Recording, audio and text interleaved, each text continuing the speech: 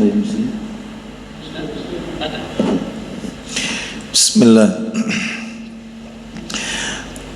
Assalamualaikum warahmatullahi wabarakatuh. Alhamdulillah alladzi bi ni'matihi tatimmus shalihat. Wa ashhadu an la ilaha illallah wahdahu la syarika lah wa ashhadu anna Muhammadan abduhu wa rasuluh. Ya ayyuhalladzina amanu taqullaha haqqa tuqatih ولا تموتن إلا وأنتم مسلمون أما بعد فإن أصدق الحديث كتاب الله وخير الهدي هدي محمد صلى الله عليه وسلم وشر الأمور محدثاتها وكل محدثة بدعة وكل بدعة ضلالة وكل ضلالة في النار. Ikhwan wa akhwati fillah, bapak-bapak, ibu-ibu, kaum muslimin dan muslimah, jamaah salat maghrib Masjid Mujahidin Kota Mojokerto yang semoga dimuliakan oleh Allah Subhanahu wa ta'ala. Tidak ada kata yang patut kita ucapkan pada malam hari ini selain rasa syukur kita kepada Allah Tabaraka wa ta'ala atas segala karunia nikmat yang telah Allah berikan kepada kita. Salah satu di antara sekian banyak kenikmatan-kenikmatan yang Allah berikan kepada kita dan kita rasakan pada malam hari ini adalah Allah Subhanahu wa ta'ala kembali mempertemukan kita di salah satu rumah Allah dari sekian banyak rumah-rumah Allah yang ada di muka bumi ini, yaitu Masjid Mujahidin, dalam rangka melaksanakan amalan-amalan ketaatan kepada Allah Subhanahu wa ta'ala. Dan tanpa kita sadari, malam hari ini kita melaksanakan 3 amalan ketaatan yang hukumnya fardu ain secara sekaligus. Yang pertama adalah diawali dengan salat maghrib berjamaah, dan itu hukumnya fardu ain, bahkan termasuk rukun Islam melaksanakan salat.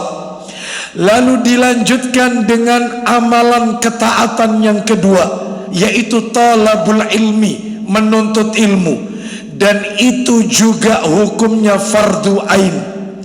Sebagaimana Rasulullah sallallahu alaihi wasallam, beliau pernah bersabda, talabul ilmi fariidhatun ala kulli muslimin. Menuntut ilmu adalah fardu ain, kewajiban mutlak bagi setiap kaum muslimin. Lalu ditutup yang ketiga, kita melakukan amalan ketaatan yang terakhir, yaitu melaksanakan salat isya yang dikerjakan secara berjamaah pula. Semoga seluruh rangkaian amal-amal ketaatan yang kita lakukan pada malam hari ini diterima dan diridhai oleh Allah Subhanahu wa ta'ala. Bapak ibu kaum muslimin dan muslimah rahimani wa rahimakumullah, malam hari ini kita akan melanjutkan materi kita. Terakhir menurut catatan saya, kita membahas tentang salat awabin, yaitu salat duha. menjaga sholat awabin atau menjaga sholat duha. Baik, pertemuan kita terakhir itu di bulan Oktober, Bapak Ibu sekalian. Di bulan November saya uzur, tidak memberikan kajian. Dan malam hari ini kita dipertemukan, kita lanjutkan materi kita yang kita bahas pada bulan Oktober. Baik, yaitu tentang menjaga sholat awabin, menjaga sholat sunnah duha.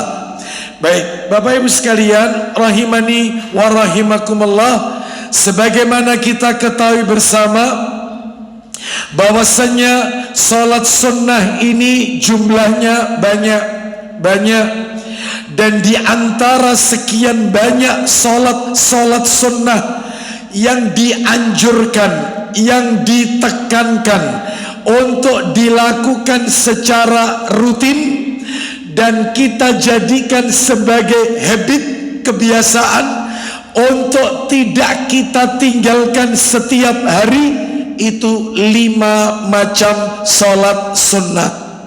Jadi dari total sekian banyak sholat sunnah yang masuk nominasi ranking teratas untuk dilakukan secara acak, kontinu, istiqomah, dan jangan sampai ditinggalkan, 5 macam sholat sunnah.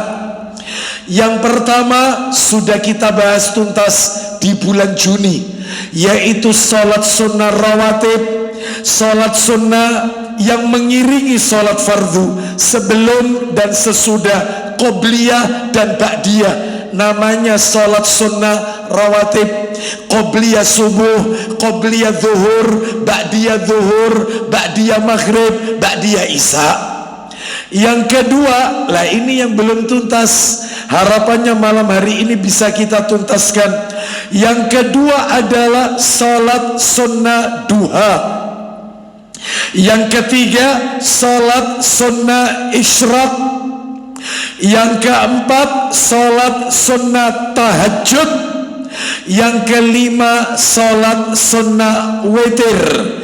Inilah 5 macam sholat sunnah yang sebaiknya tidak kita tinggalkan, rutin kita kerjakan setiap hari. Baik, Bapak Ibu sekalian, rahimani wa rahimakumullah, kita masuk yang nomor 2, sholat sunnah duha. Sholat sunnah duha memiliki nama lain, yaitu awabin. Nama lainnya sholat sunnah duha itu awabin, sebagaimana sabda Nabi yang waktu itu sudah kami sampaikan dan sebagian besar Bapak Ibu sudah mencatat. Rasulullah sallallahu alaihi wasallam bersabda, la yuhafidh ala salatid duha illa awabun, qala wahya salatul awabin. Artinya, tidaklah seseorang yang menjaga sholat duha kecuali orang itu awab. Apa itu awab?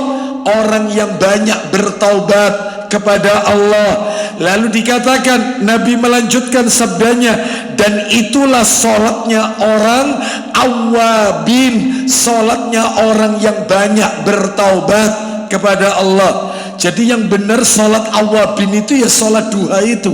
Awabin sama dengan duha, duha sama dengan awabin, yaitu. Jadi sholat awabin itu bukan seperti anggapan sebagian kaum muslimin di luar sana yang 12 rakaat, tiap 2 rakaat salam ada wiridnya, ya, dikerjakan antara maghrib sampai isya, macam-macam. Bukan. Nabi nggak pernah ngajarkan itu, nggak pernah. Jadi awabin itu adalah sholat duha. Kenapa disebut awab? Karena itulah definisi dari orang yang banyak bertobat. Makanya orang kalau rutin sholat duha, maka dia tertulis di sisi Allah orang yang banyak taubatnya. Karena nama lainnya duha itu awab, awabin. Baik, kita lanjutkan. waktu itu kita sudah bahas menurut catatan saya di bulan Oktober definisi sholat awabin. Sudah kita lewati ya, kita lewati. Yang kedua, fadilah, keutamaan sholat duha atau sholat awabin, itu juga sudah saya sampaikan, tidak perlu kami ulang kembali. Terus lah yang ketiga ini terakhir di sini waktu di bulan Oktober itu. Apa yang ketiga? Yang ketiga adalah hukum mengerjakan salat sunnah duha atau hukum mengerjakan salat sunnah awabin. Baik, saya singgung sedikit, kami review saja terkait hukumnya. Ulama berbeda pendapat. Sebagian ulama, salah satunya yaitu yang dikatakan oleh Ibnu Taimiyah rahimahullah dan muridnya Ibnu Taimiyah namanya Al-Imam Ibnul Qayyim Al-Jauziyah rahimahullah. Jadi Ibnul Qayyim itu muridnya Ibnu Taimiyah. Jadi guru dan murid ini berfatwa sholat sunnah duha itu tidak boleh rutin dilakukan, nggak boleh. Sholat sunnah duha itu tidak dilakukan tiap hari terus menerus, enggak.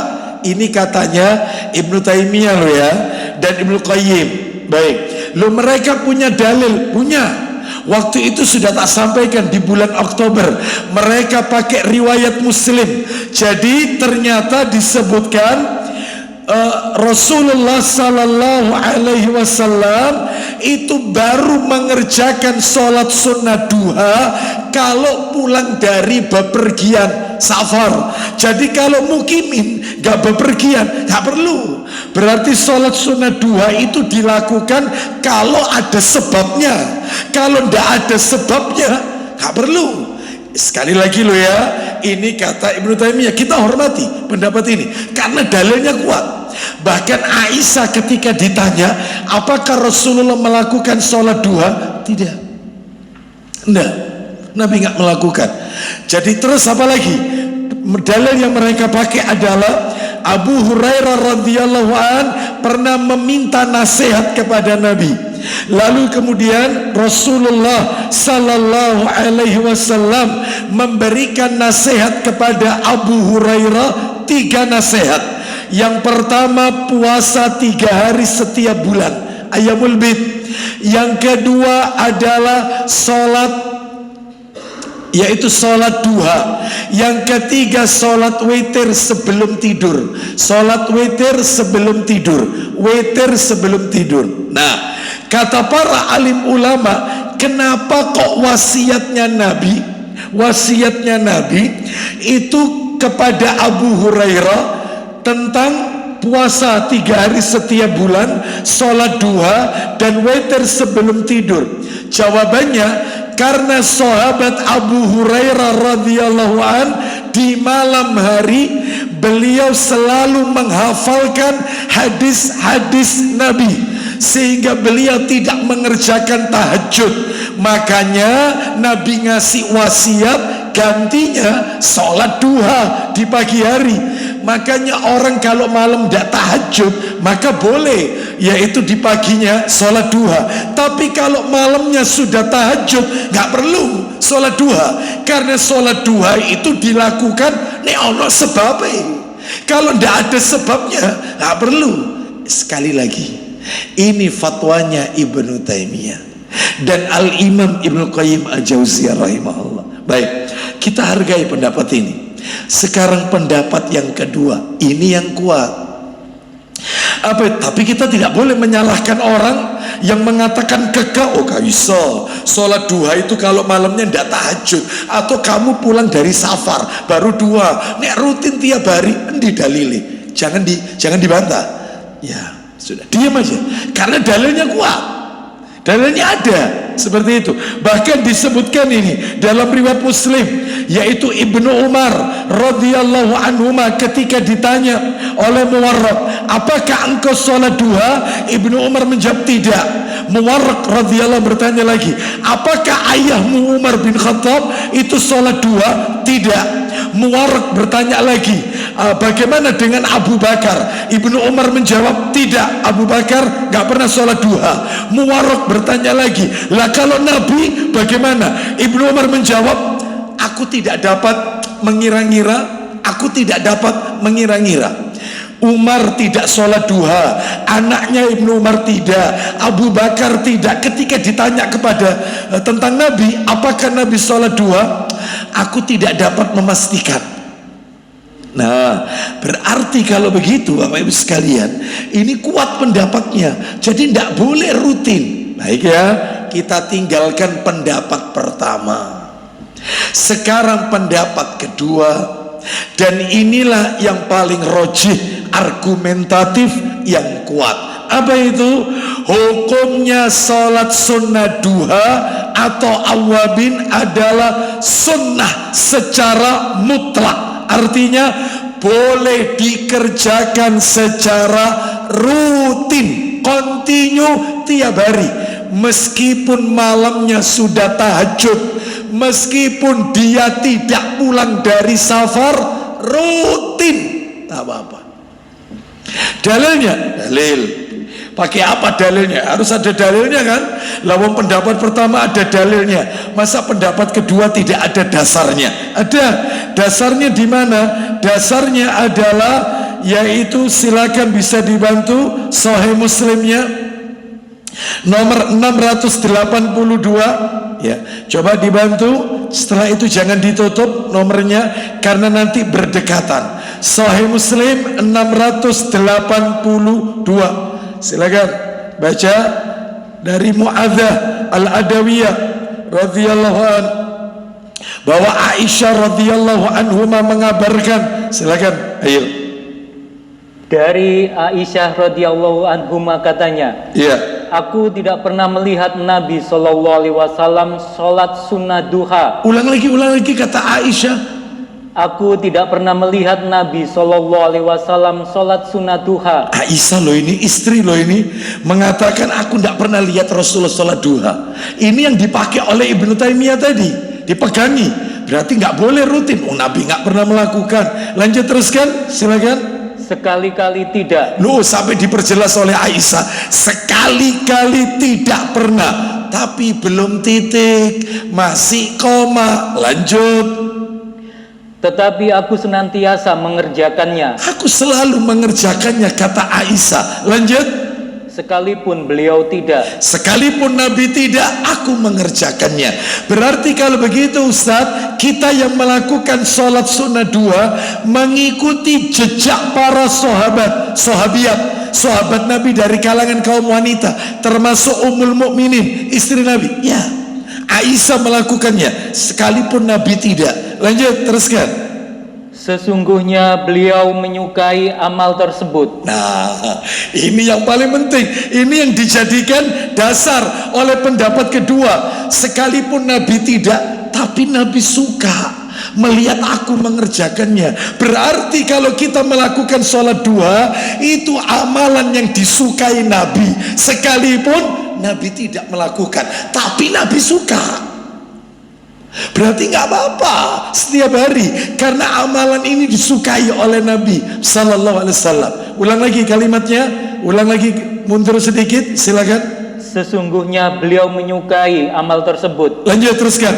Tetapi beliau khawatir umat senantiasa mengamalkannya lalu dianggap wajib. Nah, Nabi menyukai amalan itu, cuma Nabi itu khawatir kalau itu dikerjakan nanti dianggap wajib. Baik, tak kasih dalil yang lain yang menunjukkan sunnah boleh dikerjakan rutin, nggak apa-apa. Meskipun malamnya sudah tahajud, meskipun dia tidak musafir, nggak apa-apa. Dalilnya, ayo dibuka Sahih Muslim 683, baca, silakan. Dari Mu'adzab radhiyallahu anhuma, dia bertanya kepada Aisyah radhiyallahu anhuma, katanya, ya, berapa rakaat Rasulullah SAW sholat duha? Nah, ini langsung tanyanya ke Aisyah. Sama-sama ini orangnya Aisyah. Nabi kalau sholat duha itu berapa rakaat? Terus kemudian Jawab Aisyah, 4 rakaat. 4 rakaat. Lu tadi katanya tidak pernah. Nanti tak jelaskan. Lanjut, teruskan. Dan sesudah itu beliau tambah berapa disanggupinya. Baik. Dan setelah itu beliau menambahkan jumlah rakaat sesuai keinginan beliau.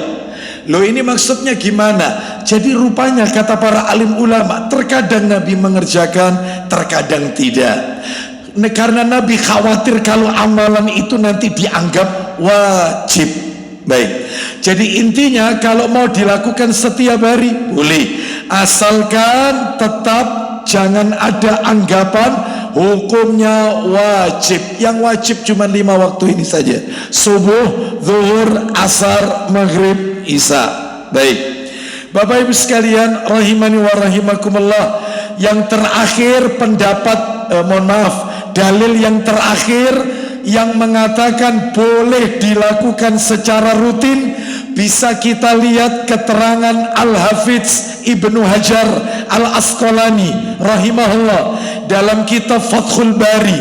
Beliau rahimahullah berkata, Al-Hakim, Imam Al-Hakim mengumpulkan hadis-hadis yang terkait dengan sholat duha, jumlah perawinya mencapai kurang lebih 20 orang sahabat Nabi. 20 orang sahabat Nabi meriwayatkan bolehnya sholat sunnah duha dilakukan secara rutin, sah, nggak apa-apa. Silakan, tergantung Bapak Ibu mau pilih pendapat yang mana. Kak Ustadz, aku kak Bendino Ustadz. Iya, saya kalau sholat dua Ustadz, aku kalau tahajud gak sholat dua, kalau gak tahajud baru sholat dua. Monggo, silakan. Tidak ada paksaan di sini. Tapi bagi Bapak Ibu, eman Ustadz, sholat duha ini Ustadz satu di lapangan rizki. Kan itu kemarin bulan Oktober yang saya sampaikan keutamaannya. Terus apa lagi? Di antaranya adalah seperti orang yang bersodako 2 rakaat sholat duha, seperti bersodako 360 tulang persendian. Terus kemudian orang yang mengerjakan sholat duha itu dikatakan seperti orang yang banyak bertaubat kepada Allah Subhanahu wa ta'ala. Banyak keutamaannya. Silakan yang mau rutin, monggo. Baik, sekarang kita masuk, kesimpulannya adalah hukumnya boleh. Yang pendapat terkuat ya, boleh dilakukan secara terus menerus. Dan pendapat ini dirojihkan, dikuatkan oleh Syekh Muhammad bin Shalih Al-Utsaimin rahimahullah. Kita lanjutkan sekarang materi nomor 4, waktu pelaksanaan sholat duha. Lah ini yang belum kita bahas. Kapan waktunya? Kapan waktunya sholat duha ini? Bapak Ibu sekalian, kami nukil dari kitab Syarhul Mumti' di juz yang keempat. Ibnu Utsaimin rahimahullah menjelaskan waktu sholat duha itu adalah berawal dari setelah matahari terbit seukuran tombak sekitar 1 meter. Ya. Adapun kalau perhitungan jam yang paling kuat adalah 15 atau 20 menit setelah matahari terbit. Ya. Sedangkan waktu berakhirnya sholat duha 10 menit sebelum masuk waktu zuhur. Saya tanya, Bapak Ibu bisa lihat di timer atas itu terbit pukul berapa itu? Syuruk terbit pukul berapa? 5.13. 5.13 itu terbit matahari. Tambahkan 20 menit. Berarti kalau gitu 5.33 kurang lebih.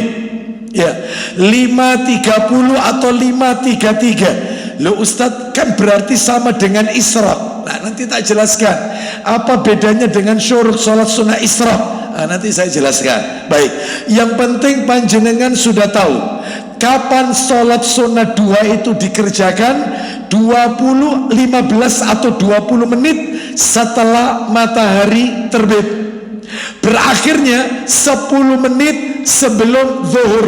Ini kalau dilihat di atas timer zuhur pukul berapa? 11 titik berapa? Hah? 30, berarti kurang lebih 11.15, jam 11 lewat seperempat atau 11 lewat 20 selesai sholat duha. Baik, itu materi yang nomor 4 tentang waktu pelaksanaan. Sekarang yang nomor 5 masih seputar sholat duha. Yang nomor 5 adalah sholat duha atau sholat awabin, nama lainnya, juga dianjurkan meskipun sedang musafir.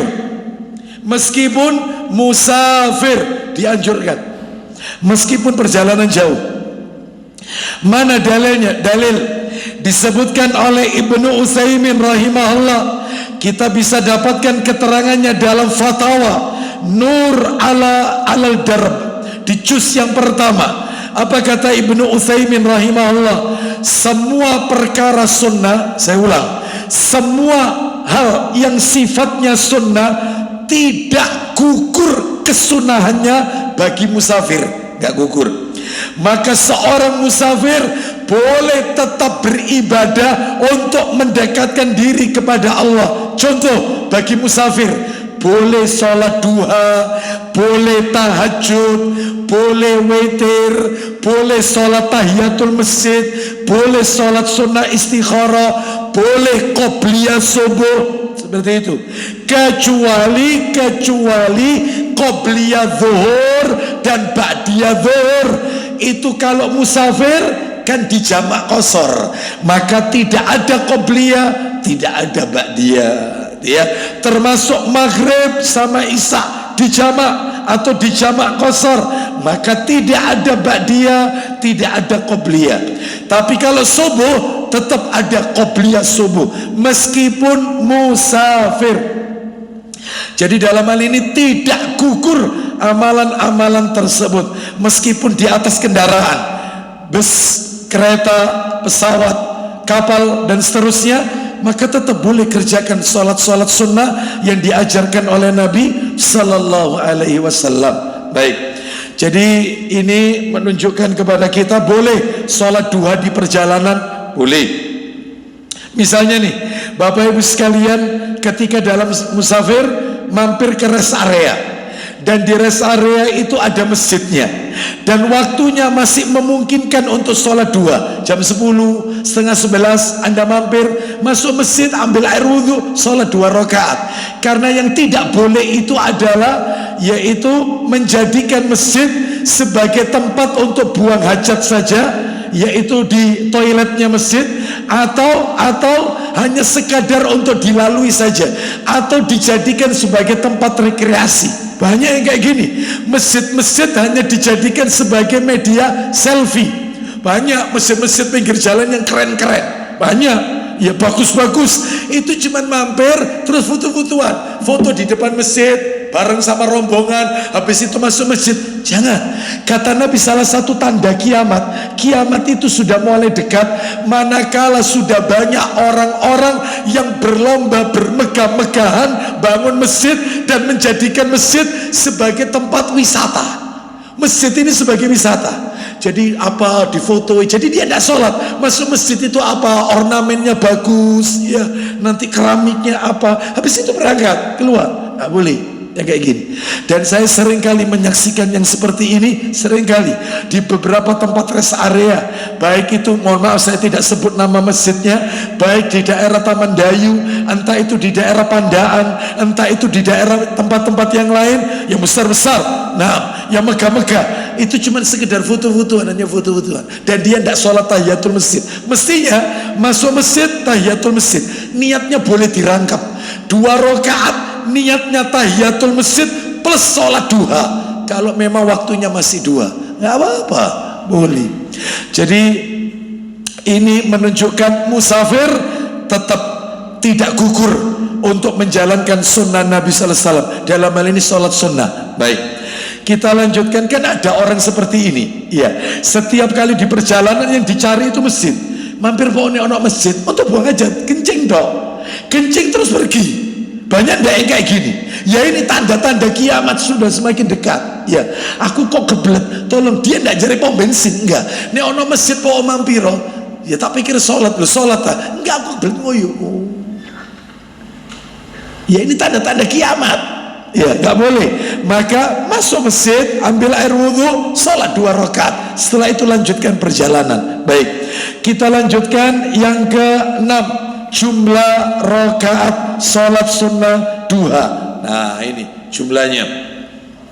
Bapak ibu sekalian rahimani wa rahimakumullah, sholat sunnah duha ini jumlah rakaatnya tidak terbatas. Untuk jumlah rakaatnya tidak terbatas. Yang dibatasi itu waktunya. Waktunya 20 menit setelah terbit dan 10 menit sebelum zuhur, itu waktunya. Kalau jumlah rakaatnya tidak terbatas.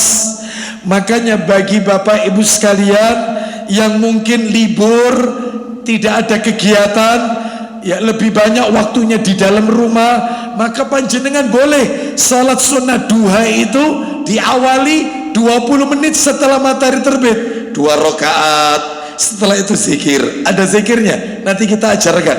Setelah itu sholat lagi 2 rakaat. Setelah itu zikir. Apalagi ibu-ibu, waktunya lebih banyak di rumah, mungkin kegiatan masak dan seterusnya. Terus sholat lagi 2 rakaat, terus wirid lagi, zikir lagi. Ternyata total sampai menjelang zuhur, totalnya 40 rakaat. Itulah sholat duha. Sholat sunnah duha tidak ada batasan rakaat. Yang dibatasi itu cuman waktunya, jumlahnya tidak terbatas. Bisa dipahami di sini.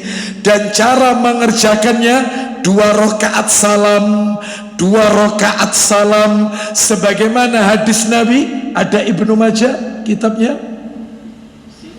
Ada? Nah, jilid 1 Ustaz. Nomornya belakang 1097. Kita dengarkan Ibnu Majah 1097 dari Ibnu Umar radhiyallahu anhuma. Dia berkata, Rasulullah sallallahu alaihi wasallam bersabda, ya 1097, salatul laili wan nahari masna masna. Silakan baca. Dari Ibnu Umar, dari Rasulullah sallallahu alaihi wasallam, bahwa beliau bersabda, isinya salat sunnah malam hari dan siang hari 2 rakaat, 2 rakaat. Salat sunnah yang dikerjakan siang hari dan malam hari 2 rakaat salam, malam dan siang ya, 2 rakaat salam, 2 rakaat salam. Makanya salat tarawih kan malam hari, 2 rakaat salam, 2 rakaat salam. Tahajud 2 rakaat salam, 2 rakaat salam. Duha 2 rakaat salam dan seterusnya. Baik, termasuk yang sebelum zuhur kan 4 rakaat sebelum zuhur, 2 rakaat salam, 2 rakaat salam. Baik, wallahu a'lam wa bishawab. Sekarang kita lanjutkan materi nomor berapa sekarang? 7. Yang ke-7. Nah, ini yang tadi saya janjikan. Apa yang ke-7? Salat sunnah isyraq atau syuruk. Salat sunnah isyraq atau syuruk adalah salat sunnah duha di awal waktu. Jadi Bapak Ibu sekalian, panjenengan tadi kan sudah lihat timernya. Waktu terbit 5.13, tambahkan 20 menit, berarti 5.33. Itu kalau persis Anda lakukan 5.30 atau 33, Allahu Akbar. Ini namanya salat sunnah isyraq. Persis salat sunnah isyraq. Salat sunnah isyraq itu nama lainnya salat sunnah duha di awal waktu. Jadi kalau ada di Masjid Mujahidin kajian ba'da subuh, ternyata ceramahnya yang disampaikan oleh Ustadz ya, itu ternyata selesainya jam 6 kurang 1/4 6 kurang 1/4, 6 kurang 15, 5/45. Lalu Anda sholat itu namanya duha. Sudah lewat soalnya, waktu on time-nya sudah lewat. Kalau Anda on time 15 atau 20 menit, ya itu langsung Anda sholat, namanya syuruk isyraq. Tapi kalau jam 6 kajiannya selesai, jam 6 pagi baru sholat, namanya duha. Faham sampai di sini? Jadi sholat sunnah isyraq itu nama lainnya selain nama lainnya sholat sunnah isyraq, sholat sunnah duha di awal waktu. Isyraq sama dengan duha di awal waktu. Isyraqnya molor, ya waktunya lewat, duha saja garis miring awabin.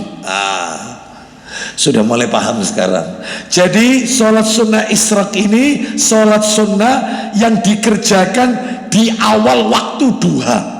Awal waktu itu namanya isyraq. Wallahu a'lam bishawab. Mana dalilnya? Dalil minta tolong Sahih Targhib jilid 1 nomor 464 464. Silakan. 464, ya silakan dibaca. 464 kita dengarkan.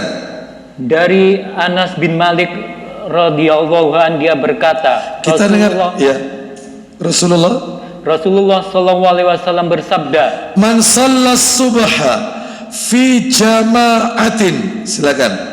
Barang siapa sholat subuh dengan berjamaah, subuhnya berjamaah, summa qa'ada yadhkurullaha hatta tatlu asyamsu, silakan. Kemudian duduk berzikir kepada Allah sampai matahari terbit. Baik, jadi dia duduk gak pulang di masjid itu, dia duduk zikir terus kemudian sampai matahari terbit. Seperti suruk ini, matahari terbit ini isyraq, suruk, ya. Bisa jadi digunakan baca Quran, bisa jadi zikir pagi petang, bisa jadi dengarkan taklim kajian. Kalau di masjidnya tidak ada taklim, mungkin melihat kajian ustadz-ustadz kita secara online bisa, atau mungkin lihat kajian ustadz-ustadz kita di media sosial, YouTube dan seterusnya. Maka sampai suruk, ya. Intinya dia menunggu matahari terbit, dia melakukan berbagai macam amalan-amalan ketaatan, amalan-amalan kebajikan, seperti itu. Terus lanjut, apa yang terjadi? Summa sholli raka'ataini, silakan. Summa shalla raka'ataini, silakan. Kemudian sholat 2 rakaat. Nah, setelah sorot matahari terbit, dia sholat 2 rakaat. Kanat lahu ka'ajri hajjatin wa umratin, silakan. Maka dia meraih pahala seperti pahala haji dan umroh. Terus kata Anas bin Malik, Rasulullah SAW melanjutkan sabdanya, tamatin, tamatin, tamatin. Silakan. Dia berkata, Rasulullah SAW bersabda, bagaimana haji dan umrohnya? Sempurna, sempurna, sempurna. Haji umrohnya sempurna, sempurna, sempurna.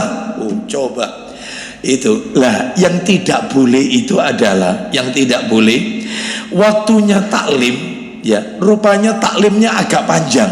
Ada jamaah itu saking pengennya dapat pahala haji umroh sempurna, ini ustadz masih taklim, dia berdiri sholat sendiri dia. Ada nggak yang kayak gini? Nggak boleh, karena nuntut ilmu ini hukumnya wajib, sedangkan sholat itu hukumnya sunnah. Maka yang wajib didulukan. Loh Ustadz, aku kan tidak dapat pahala haji. Lah kalau nanti waktunya kelewat, akibatnya nanti saya bukan sholat isyraq, saya sholat duha. Mumpung ini pas on time, saya kepingin dapat pahala haji umrah sempurna, sempurna, sempurna. Iya, saya tanya hukumnya apa? Sunnah. Taklim hukumnya apa? Wajib. Mana yang harus Anda dulukan? Yang sunnah atau yang wajib? Yang wajib. Selesai. Tunggu sampai selesai. Berarti Ustadz kita nggak melakukan, nanti sholat duha, berarti pahalanya kan bukan haji umrah. Betul, innamal a'malu binniat. Anda niat tok sudah dapat pahala. Selesai. Ya, jadi jangan sholat sendiri. Sebab saya kalau taklim kajian subuh masih sering lihat ikhwan, karena saya nggak tahu akhwat kan tertutup hijab. Yang saya sering itu ikhwan, itu sholat sendiri dia, pojok sholat. Ini masih taklim ini. Lah kajian saya selesai jam 6 kurang 10. Ya, 6 kurang 10. Yang sana sholat on time, setengah 6 itu langsung sholat dia. Karena ngejar pahala haji umroh. Nggak boleh ya. Jadi yang wajib harus didulukan. Sama dengan Anda masuk masjid pas hari Jumat adzan. Menjawab adzan itu hukumnya adalah sunnah. Menjawab adzan hukumnya sunnah. Mendengarkan khutbah hukumnya wajib. Maka begitu masuk masjid pas adzan Jumat, langsung sholat tahiyatul masjid, langsung. Sehingga setelah sholat siap dengarkan khutbah. Yang banyak terjadi adalah ngejar yang sunnah, yang wajib keteter, yang wajib kehilangan. Contoh, pas waktunya adzan dia diam, nirukan adzan. La ilaha illallah, la ilaha illallah Muhammad Rasulullah. Allahumma rabb hadhihi. Khotib naik mimbar. Innal hamdalillah, dia baru salat. Allahu akbar. Salah. Ya, dengarkan khutbah ini wajib. Ya, sedangkan menjawab adzan itu hukumnya sunnah. Lah kalau itu bukan adzan Jumat, beda. Adzan maghrib, terus kemudian adzan isya, adzan zuhur, pokoknya bukan hari Jumat ya, bukan hari Jumat. Terus adzan subuh, Anda masuk pas adzan isya, maka Anda dengarkan adzan dulu. La ilaha illallah, la ilaha illallah, baca doa dulu setelah adzan. Setelah itu sholat sunnah tahiyatul masjid. Seperti itu. Kalau di selain adzan Jumat. Faham sampai di sini? Baik, kita lanjutkan. Sebab ada orang itu ngejar sunnah, wajibnya kehilangan. Contoh, tiap malam tahajud tapi subuh kerinan. Ya apa gini? Wow, jam 2 bangun, ya setengah 3 bangun tahajud 8 rakaat plus witir. Setelah itu nunggu subuh kok suwe, tidur, bangun setengah 5, sudah azan. Berarti dia ngejar yang sunnah, yang wajib kehilangan. Salah. Mestinya dalam hal ini adalah yang wajib ditekankan untuk dilakukan, diutamakan, didahulukan. Artinya jangan sampai ketinggalan. Ya, baik, kita lanjutkan. Jadi sholat sunnah isyraq itu nama lainnya sholat sunnah duha pada awal waktu. Baik, sekarang materi nomor berapa sekarang? 8 ya, nomor 8. Sholat sunnah isyraq apakah juga berlaku untuk wanita? Nah, ibu-ibu kan tidak di masjid sholatnya. Sedangkan sholat sunnah isyraq tadi kan dalilnya subuhnya berjamaah, lalu dia tidak pulang menunggu sampai matahari terbit. Dia berzikir menanti matahari terbit. Lah wanita kan sebaik-baik sholat di rumah, apakah juga dapat pahala haji dan umrah layaknya laki-laki yang sholat di masjid? Nih, dengarkan jawabannya Ibnu Utsaimin rahimahullah dalam Fatawa Nur al-Darb di juz yang ke-7. Beliau Ibnu Utsaimin rahimahullah berkata, Zohir hadis tentang sholat sunnah isyraq adalah juga adalah untuk kaum laki-laki. Zohir karena wanita tidak diperintah berjamaah di masjid. Gak diperintah. Yang diperintah itu laki-laki. Wanita itu perintahnya di rumah. Baik. Akan tetapi, nah belum titik, masih koma. Akan tetapi, jika seorang wanita duduk setelah sholat subuh di tempat sholatnya di dalam rumahnya, jadi habis sholat subuh dia tetap duduk di tempatnya, sholatnya di dalam kamar, sholatnya di ruang tamu, sholatnya di ruang tengah. Dia duduk setelah sholat, lalu dia berzikir sampai terbit matahari, ya 15 menit 20 menit setelah terbit, lalu dia wanita itu sholat 2 rakaat, maka semoga wanita tersebut mendapatkan pahala yang sama yang Allah berikan untuk lelaki. Zahirnya hadis tadi untuk laki-laki, karena perintah berjamaah di masjid laki-laki. Wanita tidak diperintahkan. Tapi kalau wanita sholat sunnah isyraq di rumah dan dia tetap di tempat sholatnya, lah kalau misalnya tidak di tempat sholatnya, disambi sama masa air, menyiapkan kebutuhan suami, anak-anak mau sekolah, disiapkan sarapannya, tapi mulut tetap berqomat kamit, subhanallah walhamdulillah, pokoknya zikir. Gimana ini? Apakah juga dapat? Maka double pahalanya. Pahala yang pertama melayani suami, itu pahala menjadi ibu rumah tangga yang baik. Yang kedua, lisannya tetap mengingat Allah, sehingga oleh pahala itu, anggap botol ini yang tidak dapat pahala, ini habis sholat subuh nunggu suruk di depan TV megang remote nonton infotainment. Oh tiba no cerai, tiba no kapan ane wis rabi cerai lagi infotainment riba. Nah, itu nggak dapat.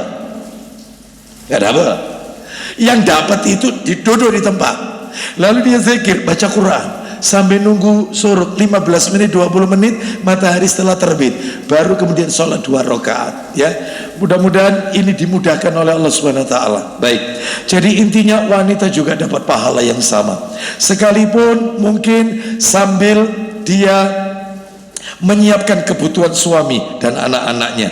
Sekarang kita lanjutkan yang nomor berapa sekarang, Mas?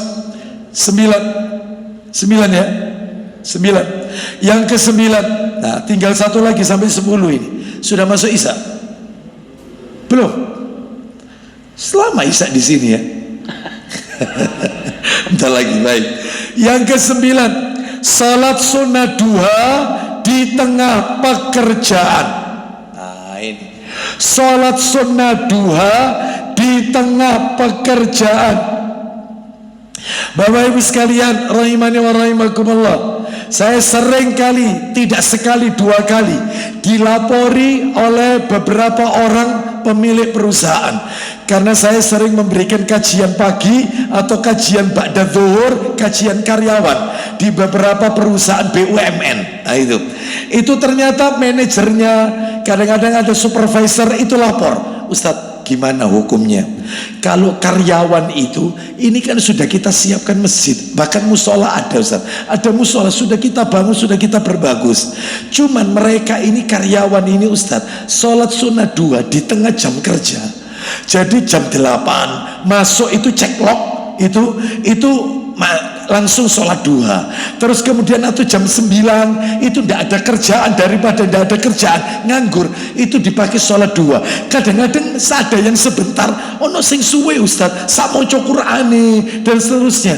Itu hukumnya gimana? Beribadah di tengah pekerjaan, sedangkan dia sudah nulis MOU, ya, ikatan kontrak kerja. Kamu dia ada di kantor 8 kurang 10, check out dari atau keluar dari kantor ini jam 16.30, MOU tanda tangan, gajimu sekian, ngelembur sekian dan seterusnya.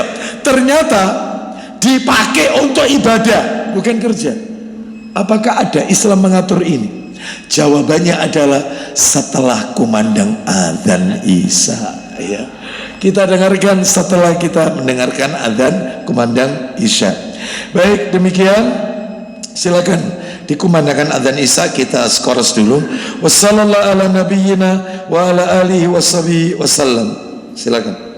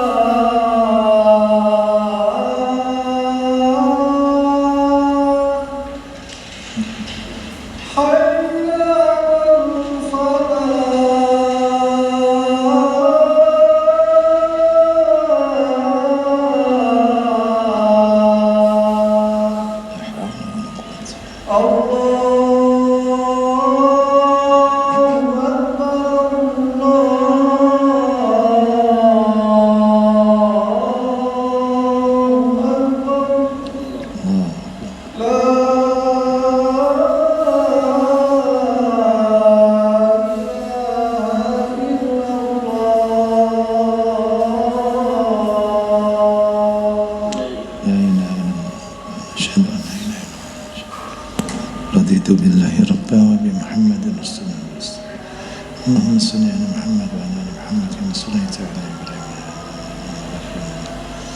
اللهم رب هذه الدعوة التامة الصلاة القائمة آت محمد الوسيلة والفضيلة وبعث مقام محمود على دعوة اللهم إني أسألك الجنة وأعوذ بك من النار Alhamdulillah wassalatu wassalamu ala rasulillah amma ba'd. Kita lanjutkan. Bagaimana hukumnya sholat sunnah duha di tengah pekerjaan? Bapak ibu sekalian, yang pertama yang harus dipahami adalah sholat sunnah ini dikerjakan di rumah, bukan di masjid. Sholat sunnah itu dikerjakan itu di rumah, apapun itu kecuali sholat tahiyatul masjid, nah, itu baru di masjid. Tapi kalau selain sholat sunnah tahiyatul masjid, maka seperti qobliyah ba'diyah termasuk sholat dua, itu di rumah bukan di masjid. Mana dalilnya? Dalil, coba dibuka Sahih Targhib wa Tarhib nomornya 436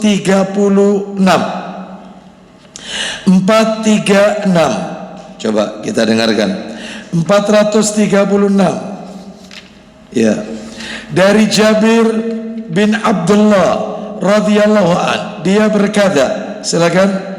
Dari Jabir yaitu bin Abdullah radhiyallahu an, dia berkata, ya, Rasulullah sallallahu alaihi wasallam bersabda, "Idza qada ahadukumus shalah fi masjidihi falyaj'al li baitihi nasiban min salatihi." Silakan. Apabila salah seorang dari kalian menyelesaikan sholatnya di masjidnya, nah, sholat wajib di masjid, terus maka hendaknya dia menyisakan sebagian sholatnya untuk rumahnya. Nah, sholat sunnah di rumah. Kenapa? Fa innallaha ja'ilun fi baitihi min sholatihi khairan. Silakan. Karena Allah menjadikan kebaikan dari sholatnya di rumahnya. Nah, sholat yang dikerjakan di rumah, sholat sunnah itu, rumah itu penuh dengan kebahagiaan, penuh dengan kebaikan. Laki-laki wajibnya di masjid, sunnahnya di rumah. Ibu-ibu, kaum wanita, para akhwat, sholat wajib dan sholat sunnahnya di rumah. Namun mereka tidak terhalangi untuk diberikan kesempatan sholat di masjid, tidak ada larangan untuk itu. Baik, saya tambahkan satu dalil lagi. Coba Sahih Targhib wa Tarhib nomor 440, silakan. 440, silakan. Dari Zaid bin Sabit radhiyallahu an, bahwa Nabi sallallahu alaihi wasallam bersabda, "Sallu ayyuhan nas fi buyutikum." Silakan. Wahai manusia, salatlah di rumah-rumah kalian. Fa inna afdhala salatil mar'i fi baitihi illa sholatal maktubah. Silakan. Karena sholat seseorang yang paling afdol adalah di rumahnya, kecuali sholat wajib. Nah, kecuali sholat wajib itu di masjid, sunnahnya di rumah. Baik, berarti karyawan tadi sholat sunnahnya di masjid perusahaan, maka ini sudah keliru ini. Ya, mestinya ketika setelah suruk itu bisa dia lakukan. Ya, sebelum berangkat ke kantor boleh dikerjakan, nggak apa-apa.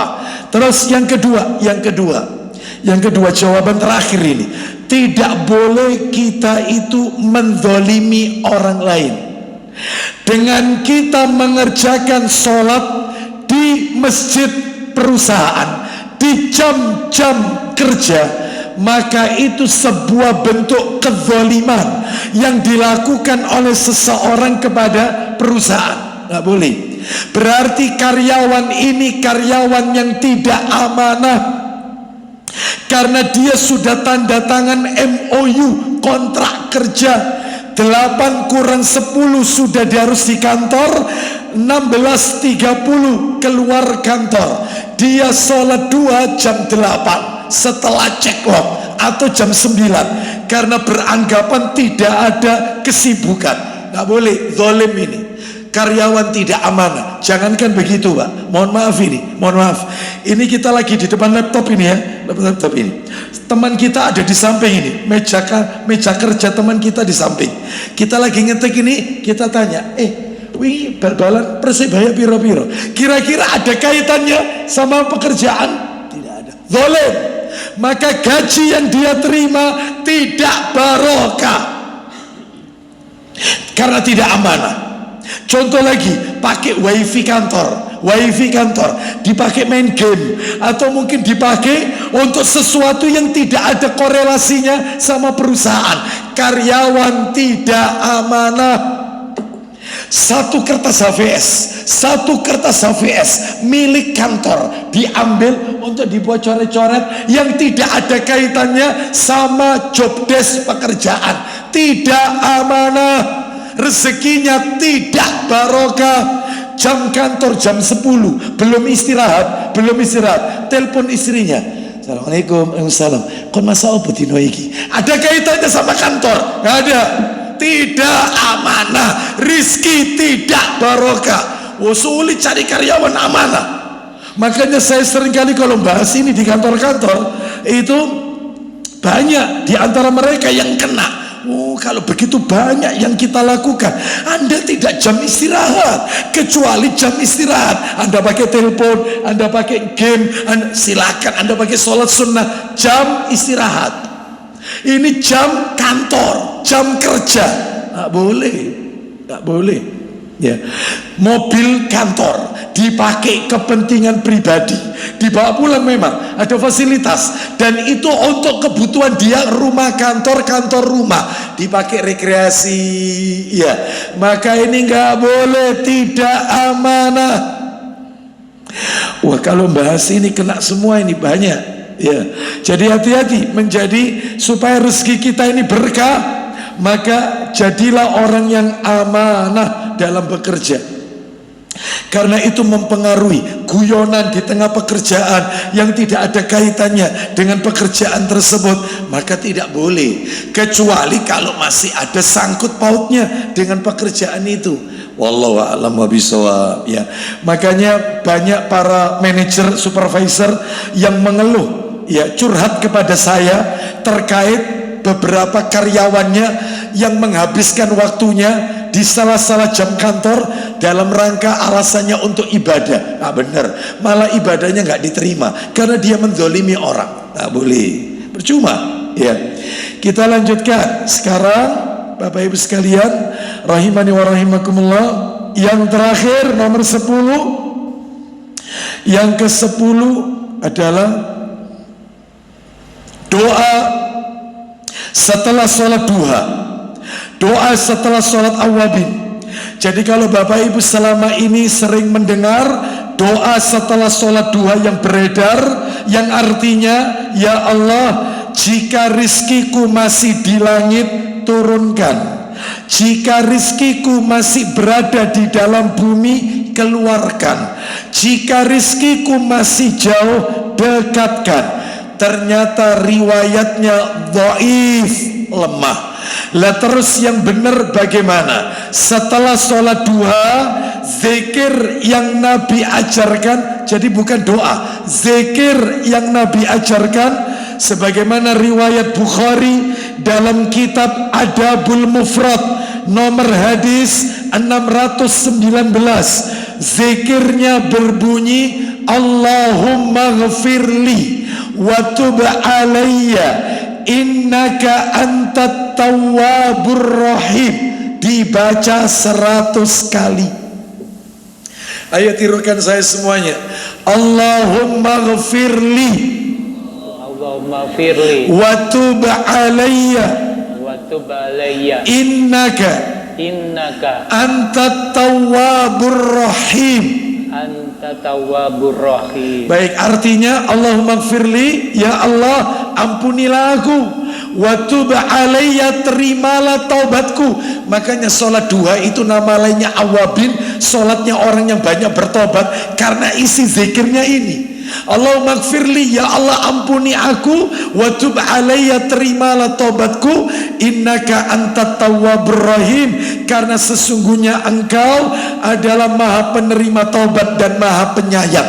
Nah itu ya, jadi tolong itu dihafalkan, dibaca 100 kali. Wallahu a'lam wa bishawab. Berarti materi kita sudah tuntas untuk sholat duha dan sholat sunnah isyraq. Jadi sholat sunnah rawatib tuntas, itu di bulan Juni itu sholat sunnah rawatib.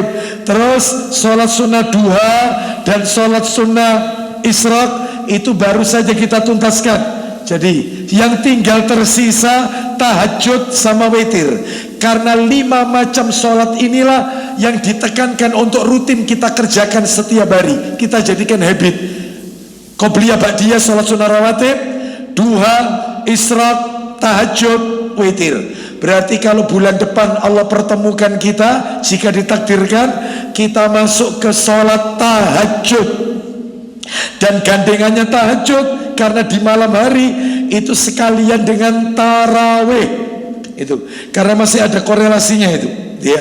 Terus kemudian witir. Wallahu a'lam wa bishawab. Baik, sebelum kita tutup dengan kafaratul majelis, silakan barangkali ada yang mau bertanya.